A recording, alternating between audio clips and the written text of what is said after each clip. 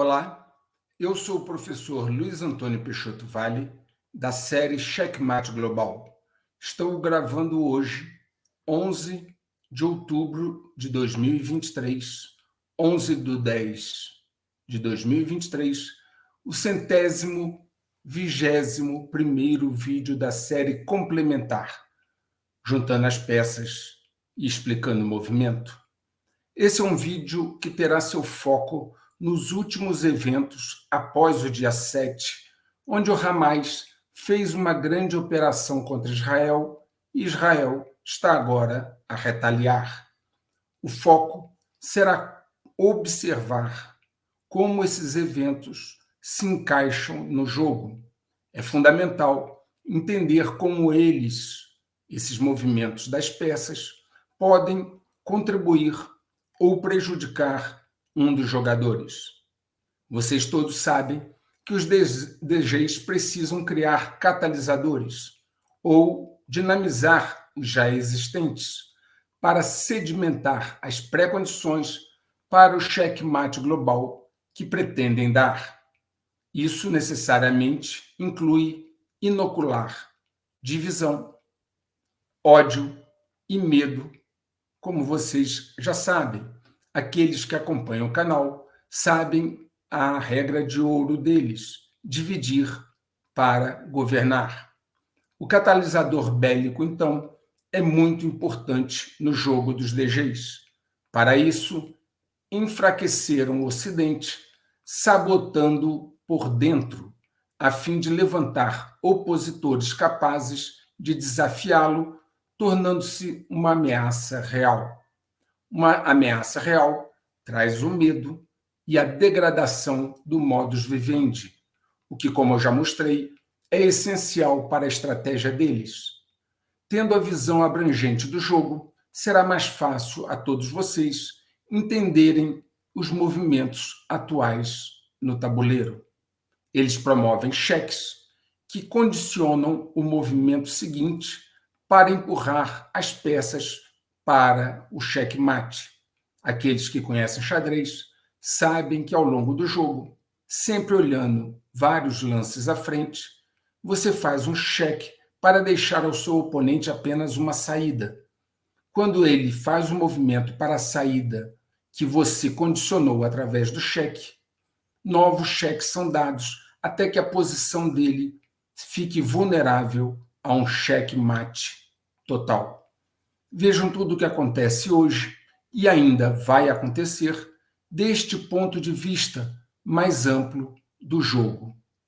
Vai facilitar o entendimento de cada um.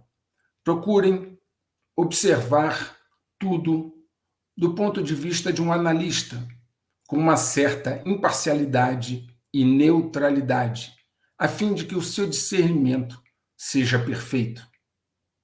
A disputa entre judeus e árabes é milenar. Na verdade, é uma briga de família, uma vez que eles são irmãos por parte de pai, pois a genealogia de ambos remonta a Abraão. Abraão teve um filho com uma serva chamada Agar, posto que naquele momento sua esposa Sara mostrava-se estéril. Depois, também sua esposa Sara engravidou e deu-lhe um filho.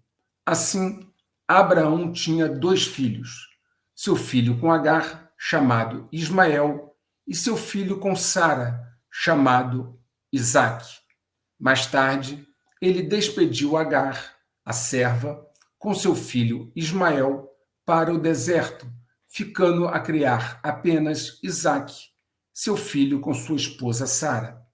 Quando Abraão morreu, ambos os filhos, Isaque e Ismael, compareceram ao funeral e o enterraram juntos. Isaque gerou a Esaú e Jacó. Isaque teve 2 filhos, Esaú e Jacó, tendo Jacó sendo o mais novo e Esaú o primogênito, o mais antigo, o mais velho. Nesse caso, Jacó, num certo momento, roubou, através de um ardil, a primogenitura de Esaú, que era o mais velho, e herdeiro natural de Isaac. Aí começou mais um problema. Bem, Jacó, após enganar seu pai, herda de Isaac a bênção e é rebatizado para Israel e dá origem aos judeus. Esaú, que teve a primogenitura roubada e perdeu a herança e a bênção para Jacó, casou-se com uma filha de Ismael, filho de Agar, dando origem, então, aos árabes. Portanto, estamos a falar de genealogias aparentadas que remontam ao mesmo progenitor, a Abraão. Logo, são todos parentes, são todos filhos do mesmo pai. Quem já viveu sabe, briga de família realmente são as piores que existem. Essa briga se arrasta pelos éons, pelo tempo. A característica mais trágica desta disputa é que ela nunca é curada, ela nunca é sanada. Pelo contrário, é sempre retroalimentada, gerando mais e mais ódio e raiva ao longo do tempo. É um conflito totalmente diferente de outros, onde os atores se desentendem e depois cessam as agressões. Vou dar um exemplo. Após as duas grandes guerras, não se viu alemães atacando ingleses e franceses, colocando bombas em suas casas ou jogando mísseis em suas cidades como uma forma de resistência. E nem se viu vice-versa, alemães e franceses fazendo essa mesma coisa, ingleses e franceses, me desculpe, fazendo essas mesmas coisas com alemães. Nesse exemplo, o mesmo se pode dizer em relação aos japoneses. Eles não passaram, após o fim da Segunda Guerra Mundial, eles não passaram a jogar bombas nos americanos e chineses após essa guerra, e vice-versa. Ou seja, apesar de terem ficado cicatrizes e mágoas, e ficaram, o ódio e desejo de vingança não foi alimentado e expandido nesses dois conflitos que eu citei, a Primeira e a Segunda Guerra Mundial. Isso permitiu, então, não tendo sido alimentado o ódio e o desejo de vingança, isso permitiu apaziguar os ânimos e arrefecer a competição, o conflito entre os antigos opositores. No caso de judeus e árabes, não foi assim. E as consequências têm sido ataques e conflitos constantes ao longo das eras, sem que um dos lados consiga aniquilar o outro. Apenas sofrimento e mais sofrimento, o que os DGs naturalmente adoram. O caos é o objetivo dos DGs, conforme eu também já expliquei nas lives 21 e 22 e nos últimos vídeos. Manipular as peças no tabuleiro é com eles mesmos. Dizem que em toda guerra a primeira vítima é a verdade. Acredito que na sequência vêm os civis. Os civis sempre pagam o maior preço. Tem sido historicamente assim. Indefesos sempre sofrem os piores reveses. No caso em tela, não é diferente. Os civis dos dois lados estão sofrendo muito. Vimos isso no ataque do Hamas, onde a maioria das vítimas eram civis que foram brutalmente atacados e mortos. Por outro lado, o ministro da Defesa israelense, Yoav Gallant, disse no dia 9 de outubro que Israel imporia um cerco completo à faixa de Gaza.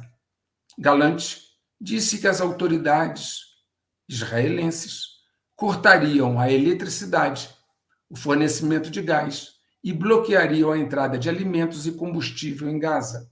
Ora, lá em Gaza moram 2 milhões de civis palestinos, que em sua maioria, imensa maioria, não participaram das ações do Hamas. Agora, esses civis estão vivendo embaixo de intensos bombardeios e a iminência da possibilidade de uma invasão terrestre. Digo isso para mostrar que a minha afirmação de que os civis dos dois lados são sempre os mais prejudicados é uma afirmação correta e procedente. Foi assim também nas grandes guerras mundiais. Vamos agora, então, aos acontecimentos mais atualizados. O que aconteceu no dia 7 foi surpreendente por muitos motivos. Pelo lado do Hamas, surpreendeu em função do grande volume de meios ou recursos empregados e da inovação dos métodos, atacando eles simultaneamente por terra, mar e ar, e utilizando meios assimétricos de guerrilha, técnicas de combate assimétrico, como, por exemplo, sequestro de pessoas. Outro ponto foi a capacidade do Hamas de conseguir utilizar o fator surpresa. Houve também ataques cibernéticos, mostrando uma desenvoltura antes não observada. Esses ataques cibernéticos contra alvos israelenses mostram um suporte sofisticado antes não visto. Tudo isso, naturalmente, precisou de muito planejamento, mobilização, logística, etc. É uma mobilização muito difícil de esconder. Não se faz isso da noite para o dia.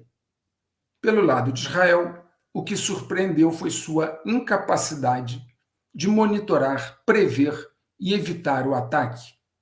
Considerado um dos países do mundo que tem a melhor tecnologia de guerra, com amplos recursos e agências de inteligência consideradas, inclusive, entre as melhores do planeta, não ter percebido o que acontecia e ser pego de surpresa foi algo realmente surpreendente, chegando a ser espantoso. Israel tem na fronteira com Gaza uma robusta estrutura de proteção, com muros onde existem câmeras de monitoramento, torres de vigilância, unidades de ronda armada constante a todo momento, unidades móveis de escaneamento do subsolo, drones, enfim, um aparato enorme naquela fronteira. Pergunta-se como tudo isso ruiu, como nada disso funcionou naquele dia, como Hamas conseguiu penetrar vários quilômetros sem encontrar praticamente nenhuma resistência. Durante o ataque de mísseis do Hamas, o famoso sistema de defesa antiaérea de Israel, conhecido como Domo de Ferro, falhou sucessivamente. Pergunta-se o que aconteceu. Se vocês pesquisarem na internet, verão oficiais aposentados de Israel das forças de segurança, incluindo altos oficiais como generais e almirantes, dentre outros, fazendo também perplexos estas mesmas perguntas. Outra questão relevante é esta vasta operação do Hamas não ter sido detectada pela inteligência de Israel. Ex-membros dos serviços de inteligência também questionam isso, dizendo que era possível, com o aparato de inteligência de Israel, era possível detectar uma barata ou um pássaro indo em direção ao muro fronteiriço, vindo do lado palestino. Como então centenas de homens do Hamas se aproximaram e atravessaram a fronteira sem encontrar qualquer resistência. Perguntas que precisam encontrar respostas. Nesse caso da inteligência, basicamente existem três hipóteses. A primeira, o aparato de inteligência de Israel não detectou o movimento do Hamas. Segunda hipótese, detectou e não avisou as autoridades. Terceira hipótese, detectou e avisou as autoridades, mas elas não tomaram as medidas, as providências cabíveis para fazer frente ao risco, à ameaça. Todas as evidências, considerando o histórico da comunidade de inteligência de Israel e suas capacidades, que são bem avançadas, têm apontado para a última hipótese, ou seja, a inteligência detectou e avisou, mas a autoridade competente não tomou as providências cabíveis. E isso está sendo mais ou menos mostrado através de algumas fontes. Segundo o site Inet, até mesmo o Egito disse que seus agentes de inteligência e até mesmo seu ministro de inteligência avisaram o primeiro-ministro israelense, Benjamin Netanyahu. Autoridades egípcias não identificadas disseram ao site que ficaram chocadas com a indiferença de Netanyahu às notícias e disseram que ele informou ao ministro egípcio, ao ministro de inteligência egípcio, que os militares israelenses estavam submersos em problemas na Cisjordânia. Naturalmente, Netanyahu, posteriormente, negou que essas comunicações tenham acontecido. Um blackout tão grande de todo o sistema de defesa de Israel, num dia conveniente, não parece e não deve ser coincidência. Mesmo que se considere que era um dia religioso, Israel não estaria desguarnecido numa situação normal. Pelo contrário, sabe-se que esses são os dias mais perigosos. Talvez a vaidade e autoconfiança exagerada tenham turvado a visão das autoridades israelenses. Carmon, um coronel reformado do Corpo de Inteligência das Forças de Defesa de Israel, que serviu como conselheiro antiterrorista de 2 primeiros ministros israelenses, disse o seguinte, abre aspas, o desastre atual não aconteceu por falta de informação, mas por uma percepção equivocada. Nós, do Instituto Menri, publicamos um alerta em setembro, outubro, falando sobre sinais que indicavam uma guerra iminente. Ninguém prestou atenção. Os civis israelenses alegaram que tinham dito ao exército que tinham visto as manobras do lado de lá. E o exército disse, não é nada, fecha aspas. Arrogância e vaidade são caminhos para o desastre. Apenas 2 semanas antes do ataque, o conselheiro de Segurança Nacional dos Estados Unidos, Jack Sullivan, disse no The Atlantic Festival o seguinte, abre aspas, a região do Oriente Médio está hoje mais calma do que esteve em 2 décadas, fecha as aspas, do que foi dito pelo conselheiro.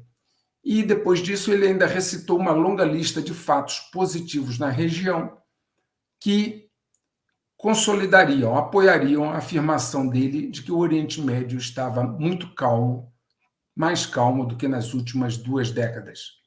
Muito bem. Esse conselheiro, Jack Sullivan, não tinha a menor ideia da realidade lá. São esses caras que cuidam da segurança no Ocidente. Considere isso, essa minha observação, quando ouvir ele, o Jack Sullivan, conselheiro de Segurança Nacional dos Estados Unidos, ou outras altas autoridades, falarem de suas perspectivas de um resultado de uma guerra com a Rússia e China simultaneamente. É o mesmo nível de acerto que ele teve agora, é o que provavelmente ele terá no futuro. Infelizmente, o Ocidente tem este tipo de gente à frente de suas instituições estratégicas. Bem, tudo muito estranho, mas muito oportuno para o primeiro-ministro Benjamin Netanyahu, que enfrentava uma crise interna, como já mostrei aqui em vídeos anteriores. Também já mostrei que a saída para crises internas sempre é buscar uma crise externa para unir o povo e a liderança junto ao governo de plantão. Esse foi o quinto ponto. Exatamente este ponto de união do povo em torno de algo foi o quinto ponto do discurso de Benjamin Netanyahu, e é exatamente isso que está a ocorrer em Israel agora, com Benjamin Netanyahu conseguindo montar um governo de coalizão de emergência que em outra situação não seria possível. Qualquer oposição a ele será rotulada de antipatriótica e imediatamente esmagada. É uma receita mais velha que a Sé de Braga e muitas vezes usada em várias partes do mundo. Conveniente e oportuno também para a agenda dos dominadores globais. Uma nota importante que não pode deixar de ser comentada é que Biden liberou 6 bilhões de dólares do Irã que estavam bloqueados há pouco tempo atrás. Se faltava dinheiro, Biden resolveu a questão. Pois bem, falamos da origem do problema, do conflito, falamos dos fatos presentes e agora vamos ver as consequências do que ocorre no momento. A primeira delas é que o conflito da Ucrânia ficará em segundo plano agora. Ele não é mais tão relevante para o Ocidente. Israel é um aliado antigo dos Estados Unidos e muito mais importante do que a Ucrânia. Com o Ocidente exaurido pela ajuda dada à Ucrânia em mais de um ano de conflitos, dificilmente poderá abastecer adequadamente duas frentes de guerra. Como já mostrei aqui, os estoques de munição dos Estados Unidos e Europa estão muito baixos. Seus equipamentos militares foram alocados para a Ucrânia e sua economia enfraquecida.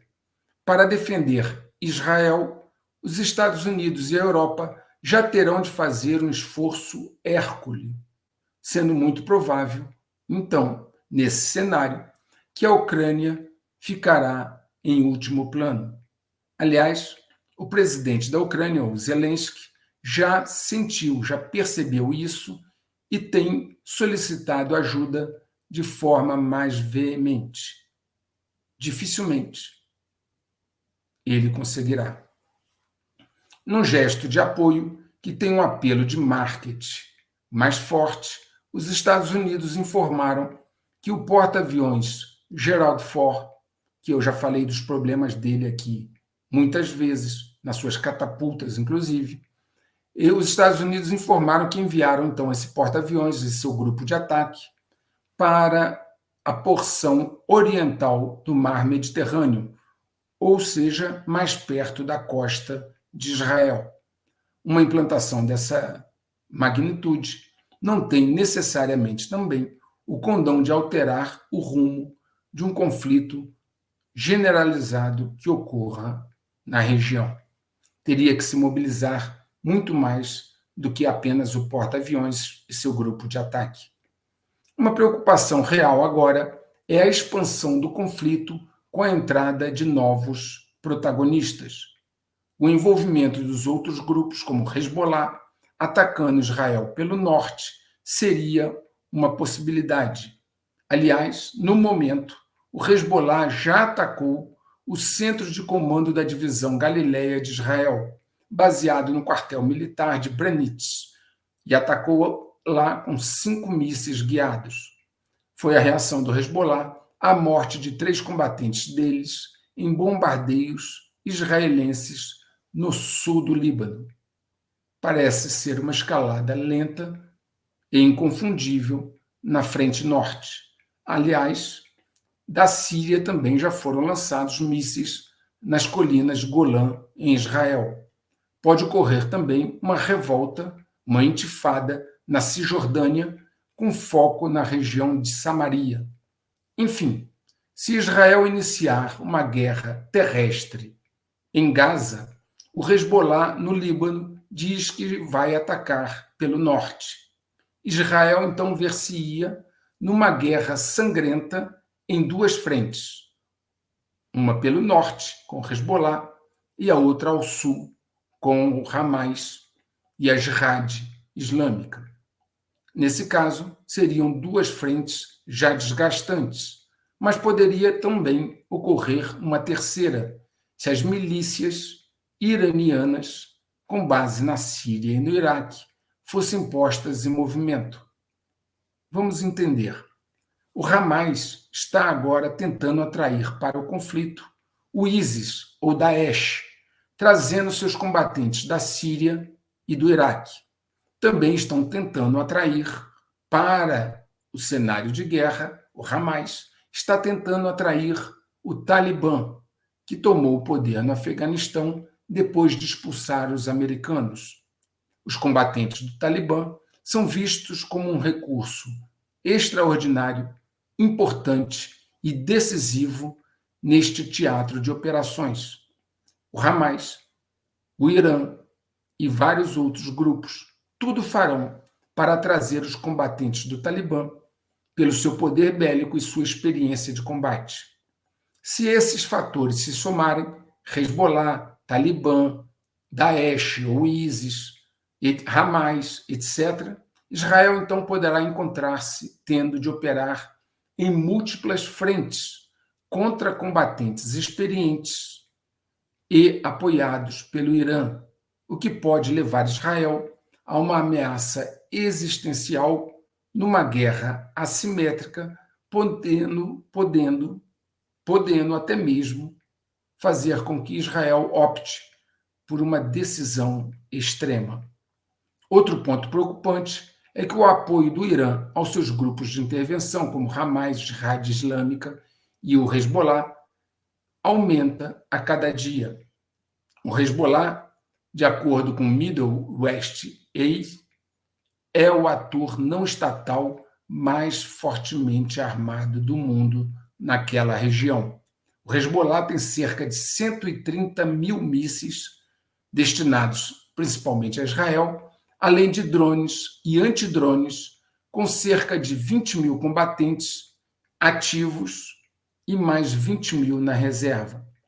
Israel ainda guarda vivo na lembrança o que aconteceu em 2006, quando lutou contra o Hezbollah no sul do Líbano. A ONU, na ocasião, impôs a paz, pedindo o desarmamento do Hezbollah, o que não aconteceu. Esse cenário não envolve a participação direta de nenhum outro país árabe, apenas grupos não estatais, e isso já seria extremamente preocupante. Os americanos foram expulsos do Afeganistão por um grupo destes, um grupo não estatal, no caso, o Talibã. As novas técnicas de combate nem sempre favorecem quem tem um exército formal, como já vimos em outros lugares. Aparentemente, Israel ainda corre o risco de cair numa armadilha perversa criada pelos DGs para escalar o conflito. Observe bem, o Hamas cometeu crimes de guerra, sendo ele então um ente não estatal. Mas ao cercar Gaza e bombardeá-la, Israel necessariamente vai provocar morte de civis, como já está acontecendo, incluindo mulheres, idosos e crianças, de uma forma não controlada. As notícias e cenas de uma cidade de 2 milhões de pessoas, como é Gaza, e sua maioria de civis, uma cidade destroçada por bombardeios, cercada, sem água, eletricidade e alimentos, essas cenas vão correr o mundo. Aliás, já até começou. Essa questão, bem trabalhada pela mídia, pode mudar muitas opiniões. Isso poderá ser classificado, inclusive, esse ataque, esse cerco e ataque a Gaza, poderá, inclusive, ser classificado como crime de guerra. Aliás, a ONU já se pronunciou dizendo que tem indícios de crime de guerra dos dois lados e vai apurar. Ou seja, talvez Israel tenha sido atraído para uma situação que ele não controla, onde poderá ser também prejudicado pela rotulação de crimes de guerra. Obviamente, a evolução da guerra de marketing e controle de narrativas pode mudar o nível de apoio a Israel e, portanto, o rumo dos acontecimentos. Imaginem mais e mais países árabes sendo pressionados por suas populações a se envolver diante da comoção que essas cenas de Gaza podem provocar no público árabe. E assim, com o envolvimento de países e não apenas grupos não estatais, o conflito escalaria de uma forma descontrolada. Portanto, o Ocidente passa a ter agora, neste momento, o Ocidente, considerando Estados Unidos, Canadá e Europa, passam a ter já imediatamente duas frentes. A Ucrânia, onde já se tem sofrido diversos reveses, a contraofensiva ucraniana praticamente não andou. Então, já estão ocorrendo duas frentes. A Ucrânia e agora o enfrentamento aos opositores de Israel. Surgiram informações de que a China está apoiando discretamente, mas com vigor, com volumes de recursos, a China está apoiando Hamas e seus demais associados. Agora vamos imaginar por que ela o faria. Vamos supor que a China, ao perceber a oportunidade, onde o Ocidente está distraído em duas frentes de combate com as quais ele mal pode lidar, a China, então, resolva invadir Taiwan. O Ocidente passaria, então, a ter três frentes em que se envolver: a Ucrânia, o Oriente Médio com os inimigos de Israel e Taiwan. Três frentes abertas, consumindo recursos enormes. Vamos para uma outra possibilidade. Imaginem que, dentro desse contexto, a Coreia do Norte resolva colocar em prática seus planos de atacar a Coreia do Sul.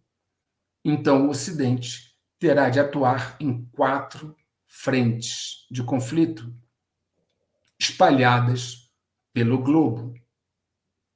Por óbvio, o Ocidente não tem menor condição de lutar ou prover recursos a três ou quatro frentes de combate.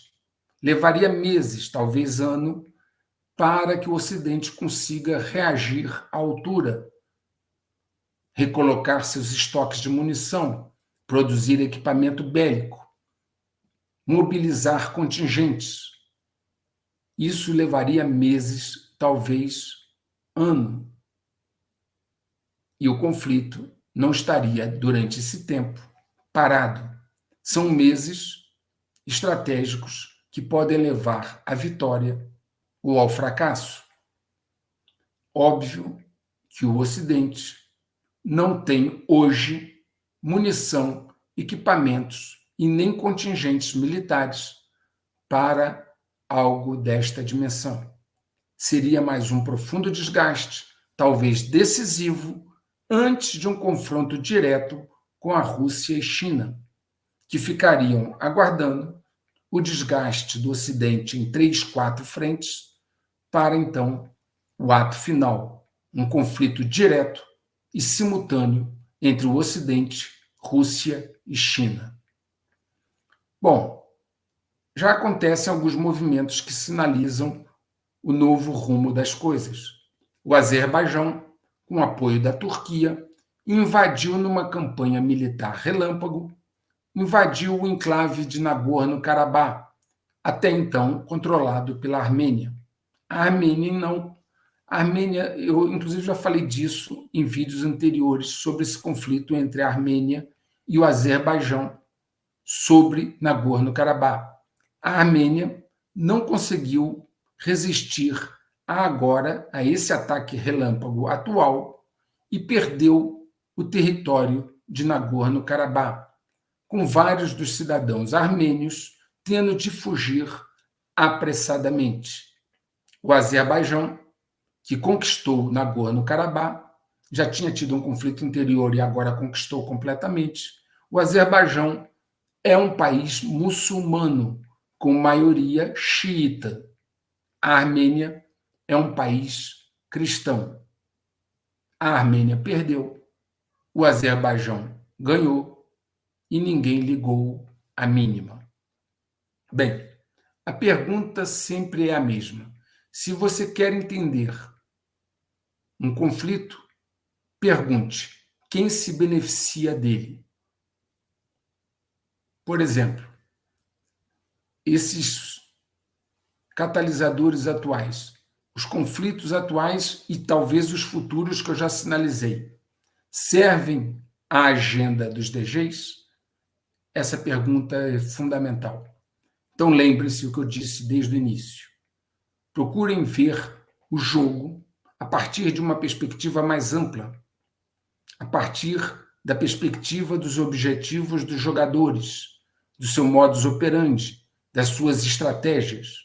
Para que você tenha discernimento, procure ter neutralidade, imparcialidade, para que você possa formar um juízo de valor o mais adequado possível. No mais, deixe que os mortos enterrem os seus mortos. Lembre-se, só se desilude quem se ilude. O efeito dominó está em finalização. Na medida que a cada movimento um novo dominó cai, ele empurra outro para a queda seguinte. Todo jogo acaba ou muda de fase.